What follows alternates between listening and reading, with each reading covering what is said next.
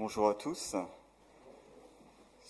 Ce matin, je désirerais m'arrêter sur un texte qui est peu commenté dans le Premier Testament. C'est le récit de Tamar et Juda, dans le chapitre 38 de la Genèse.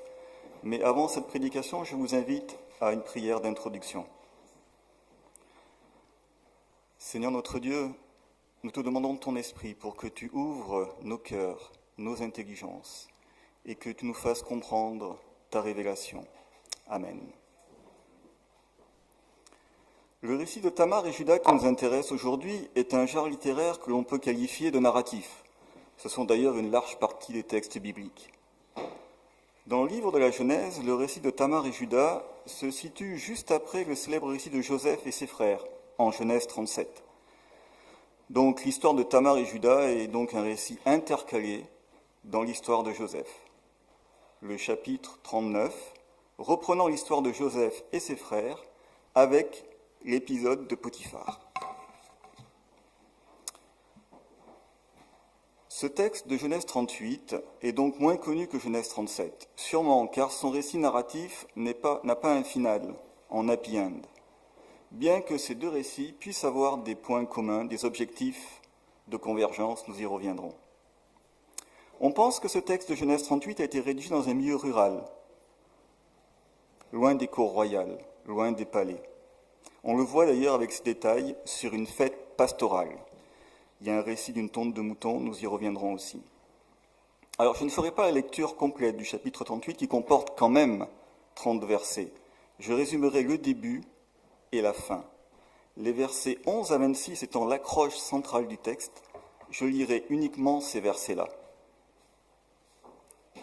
Résumons le début du récit. Juda a 3 fils, Onan et Shéla. Juda a choisi pour son fils aîné une femme. Elle se nomme Tamar, mais déplut à Dieu. Le texte nous dit qu'il était méchant et Dieu le fit mourir. D'après la loi du Lévirat, Onan aurait dû prendre pour épouse la veuve de son frère. La loi du Lévirat était là pour assurer une descendance. Or Onan verse sa semence en vain, et cela déplaît à Dieu. Et Onan meurt à son tour, car celui-ci refuse de donner une descendance à Tamar. Le 3e frère, Shéla, est donc le seul qui reste en vie. A priori, il était donc promis au 3e fils de Juda. Mais Juda renvoya Tamar dans la maison de son père, car il craignait que Shéla mourût comme ses 2 autres fils, et il écarte de cette façon Tamar de son 3e fils. Lisons le texte, versets 11 à 26. Le texte devrait se dérouler devant vous. Verset 11. Alors Juda dit à Tamar, sa belle-fille, puisque tu es veuve, reste chez ton père jusqu'à ce que Shéla, mon fils, soit grand. Car il se disait, celui-là aussi va mourir comme ses frères. Tamar s'en alla et resta chez son père. Bien des jours s'écoulèrent et la femme de Juda, la fille de Shua, mourut. Lorsque Juda se fut consolé, il monta à Tima, chez ceux qui tondaient son petit bétail, avec son ami Hira l'Adoulamite. On en informa Tamar en disant « Ton beau-père monte à Tima pour tondre son petit bétail. » Alors, elle retira ses habits de veuve, elle se couvrit d'un voile dont elle s'enveloppa et s'assit à l'entrée d'Énaïm sur le chemin de Tima. Car elle avait vu que Shéla était devenu grand et qu'elle ne lui avait pas été donnée pour femme. Juda la vit et la prit pour une prostituée, parce qu'elle avait le visage couvert. Il l'aborda sur le chemin et dit « Laisse-moi donc aller avec toi, je te prie. » Il ne savait pas que c'était sa belle-fille.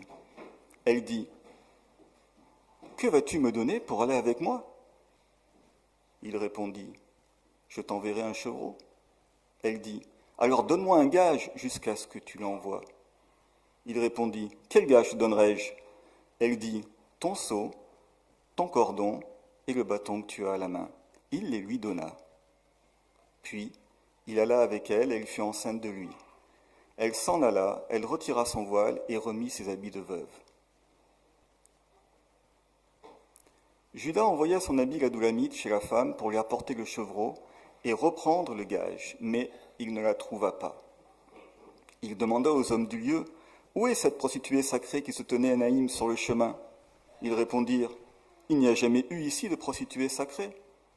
Il retourna auprès de Judas et dit, je ne l'ai pas trouvée. Les hommes du lieu ont même dit, il n'y a jamais eu ici de prostituée sacrée. Judas dit, quelle garde ce cas-là. Ne nous exposons pas au mépris. J'ai envoyé ce chevreau, mais toi, tu ne l'as pas trouvé.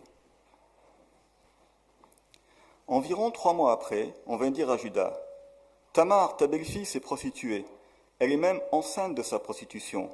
Alors Judas dit, faites-la sortir et qu'elle soit brûlée. Comme on la faisait sortir, elle fit dire à son beau-père, c'est de l'homme à qui ces objets appartiennent que je suis enceinte. Elle dit, regarde-les, je t'en prie, pour voir à qui sont ce seau, ces cordons et ce bâton. Judas regarda et dit, elle est plus juste que moi, puisque je ne l'ai pas donnée à Shéla mon fils. Et il n'eut plus de relation avec elle. Et pour résumer la fin du chapitre, Tamar accouche de 2 jumeaux dont le premier s'appelle Péretz, et en hébreu Péretz ça veut dire la brèche, et le deuxième s'appelle Zérach, qui veut dire l'éclat en hébreu biblique. Voyons maintenant une partie contexte et point de tension dans ce récit.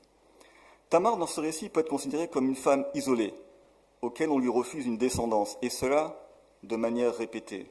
Dieu fait mourir son mari Er, puis Onan refuse de la féconder, et enfin Judas, lui, laisse traîner la rencontre avec son dernier fils Shéla. Tamar ne maîtrise pas sa destinée, elle est entre les mains des hommes. Il y a une sorte de fatalité, de déterminisme. Y aurait-il dans ce texte des arguments qui iraient dans le sens de la critique du patriarcat ? Le patriarcat peut être vu ici comme une fatalité, une autorité abusive. Le patriarcat fait sûrement partie de la vie du contexte social de l'époque. La soumission à la tribu faisait partie de la vie de Tamar. L'autorité abusive de Judas est une fatalité en début de récit, et cela semble être condamné à la fin de l'histoire. Le texte semble nous dire que la fin justifie les moyens lorsque la transmission de la vie est en jeu. De même, lorsque Judas affirme à la fin du récit « Elle est plus juste que moi », cela peut être lu, peut-être, comme une critique d'une masculinité abusive. N'est-il pas essentiel pour les femmes de la Bible d'assurer une transmission ? Les hommes, eux, veulent plutôt transmettre un nom. Les femmes de la Bible considèrent que l'absence d'enfants, que l'absence de descendance est une malédiction. Mais cette croyance n'est-elle pas finalement un argument masculin, une croyance imposée par une autorité abusive ? Tamar assure une transgression vitale pour assurer la transmission de la vie. Elle transforme en fait une malédiction en bénédiction. Il y a aussi dans ce texte une valorisation de l'action, de la ruse, de l'efficacité. Et les actions de Tamar seront récompensées à cause de son intelligence et de sa patience. Essayons rapidement de voir les 3 points de tension dans ce récit narratif. Premier point de tension, ce texte commence avec 2 décès. La mort semble rôder, et c'est le premier point de tension. Il n'est pas si courant dans les textes bibliques d'avoir un récit où Dieu lui-même fait périr 2 hommes. Si vous grattez le texte biblique, vous verrez que Dieu, c'est le tétragramme. Premier point de tension. Deuxième point de tension, le deuxième point de tension est le récit narratif de la ruse de Tamar pour arriver à ses fins. Tamar tend un piège à Judas et lui demande des gages. La ruse de Tamar est décrite avec un récit narratif où l'auteur nous dévoile uniquement les indices utiles qu'il juge pour favoriser le suspense, Lorsque le narrateur parle de Tamar, la temporalité semble s'accélérer. Par contre, lorsqu'il fait référence à Judas, le temps semble s'allonger. Troisième point de tension, il me semble, dans ce texte. Judas demande la mort de Tamar, ce qui est difficile même dans le contexte de l'époque. La prostitution était un délit, certes, mais pas un crime. Alors pourquoi la peine capitale ? Cela fait partie, à mon sens, des non-blancs, des non-dits du récit. Mais cela traduit de manière manifeste une violence illégitime. Voyons maintenant, dans une partie d'interprétation, le personnage de Tamar. Tamar est une Cananéenne. Elle semble appartenir à la population de Mésopotamie. Et celle-ci, on le voit dans le texte, passe par plusieurs identités successives. Tamar passe de jeune fille à prostituée et ensuite prostituée sacrée. Puis on lui attribue même le terme de juste. Il y a donc un changement d'identité de Tamar dans ce récit de Genèse 38. On passe de la jeune fille vierge à la veuve, puis à la prostituée. Prostituée, il y a 2 termes en hébreu biblique. Il y a donc une construction ou une déconstruction de son identité, je ne saurais dire. De plus, son nom Tamar pourrait signifier palmier dans la culture du Proche-Orient ancien. Dans la Bible hébraïque, les noms propres ont presque toujours une signification, un sens, une direction. Ici, Tamar pourrait signifier palmier dans le sens d'arbre nourricier. Notez que Tamar ne cherche pas à humilier Juda. Elle ne profère aucune accusation, aucun jugement.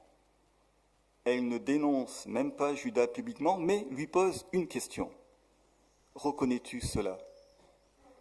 Reconnais-tu ces objets? Il y a, à mon sens, une manière pédagogique, subtile et efficace de faire reconnaître ses torts à Juda sans user de violence verbale ni physique. Tamar n'utilise pas la violence pour arriver à ses fins. Tamar n'utilise pas la violence pour sortir de son déterminisme. La ruse de Tamar paraît valorisée, le narrateur nous y invite, nous y amène de manière progressive. La transgression est considérée comme légitime, car on n'engendre pas sans prendre de risques. Et par sa ruse, Tamar reste ainsi dans la famille de Juda. Examinons dans un deuxième temps le personnage de Juda. Juda lui aussi va assurer une descendance pour son nom. Le fait qu'il veuille se garder une bonne réputation montre le poids du regard de la communauté, le poids du regard des autres. La violence de Juda est soulignée dans ce texte, avec sa demande de mort pour Tamar. On trouve un Juda qui veut maîtriser son destin, sa vie, sa descendance, mais avec une radicalité manipulatrice et avec une violence verbale et physique. Certes, Juda reconnaît l'hypocrisie de sa démarche. Il fait un retour sur lui-même en disant la phrase clé de ce chapitre, « Elle est plus juste que moi ». En fin de compte, Juda est amené à reconnaître qu'on ne sauve pas la vie en la gardant frileusement, mais en la risquant avec audace. Voyons dans un dernier point l'importance de l'engendrement. Les femmes de la Genèse gravitent autour de l'enfantement. Elles sont donneuses de vie. Dans la Bible hébraïque, elles exigent souvent un enfant de leur mari, ou même de Dieu.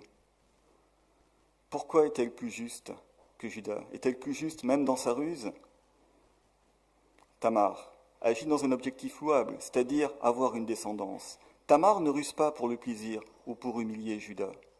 De plus, nous pouvons comprendre que la naissance des jumeaux compense la mort des deux frères en début de récit, et cela assurera la descendance de Juda.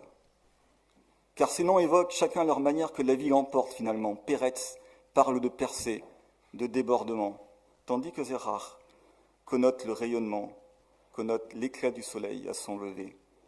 De l'union de Juda et Tamar va naître Péretz, qui sera lui-même l'ancêtre de David et donc du Messie.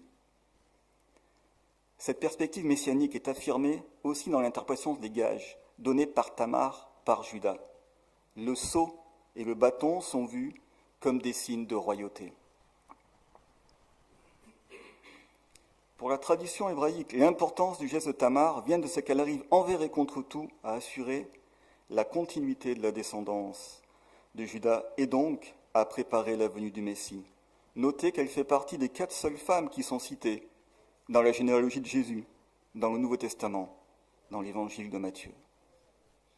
En synthèse, nous pouvons dire que ce texte semble critiquer une masculinité abusive de Juda, une autorité abusive. Juda nous est décrit comme un homme qui hésite. Il a peur de la mort de son dernier fils Shéla. Une masculinité qui manque d'objectif, de conviction, a pour conséquence parfois une attitude violente. Juda fait le choix politique, temporise et finalement s'égare. Mais il prononce cette phrase, « Elle est plus juste que moi ». Juda fait donc un retour sur lui-même. Il fait, on pourrait dire, acte de repentance et déclare juste Tamar. Juda fait acte de repentance, mais ce retour, cette repentance est limitée dans le temps et donc elle n'est pas porteuse d'avenir. En parallèle avec Genèse 37, Joseph et ses frères, ces 2 textes semblent nous dire que Tamar et Joseph peuvent être qualifiés de justes.